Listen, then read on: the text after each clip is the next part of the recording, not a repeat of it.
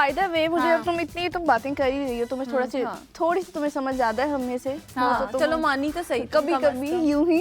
अच्छा ये योगा होता क्या है, वैसे करते क्यों है? योगा जो है वो एक बहुत ही एंशिएंट साइंस है, ठीक है, और सब दुनिया की सबसे पुरानी एक्सरसाइजेज में से एक एक्सरसाइज जिसको हम योगा कहते हैं, सेट ऑफ एक्सरसाइजेज, ठीक है।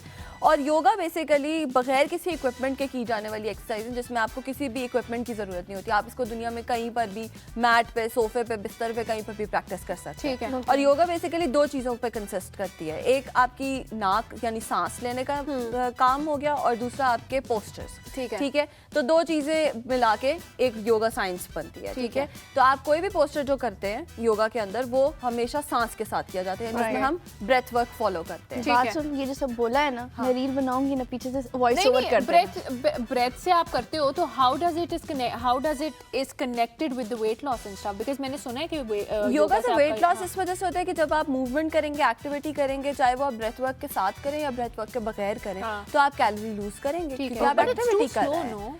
नहीं, इट इज नॉट ये मतलब एक मिथ है कि हम जिसको कहते हैं कि योगा का सिर्फ मतलब ये कि हम ऐसे बैठे और हमने बस सांस ली और सांस निकाली, नहीं। जब हम योगा के पोस्चर्स को प्रैक्टिस करते हैं तो उसमें हमारी बहुत जान लगती है, और क्योंकि हम मसल को स्ट्रेच करते हैं, जब हम मसल को स्ट्रेच करते हैं तो उसमें हमारी एनर्जी यूज होती है, और जब एनर्जी यूज होती है तो हम कैलोरी लूज करते हैं। क्या योगा से मैं जवान रहूंगी? हाँ, अगर कर लो तो। जैसे ट्रेडमिल कर रही थी ना तो नहीं, और उससे आपकी स्किन में क्या इफेक्ट पड़ता है ये बताओ। देखो, योगा जो है वो सिर्फ पूरी बॉडी के अंदर हर जो आपका ऑर्गन, हर आपका मसल, उसकी योगा में एक्सरसाइज मिलती ही मिलती है, ठीक है।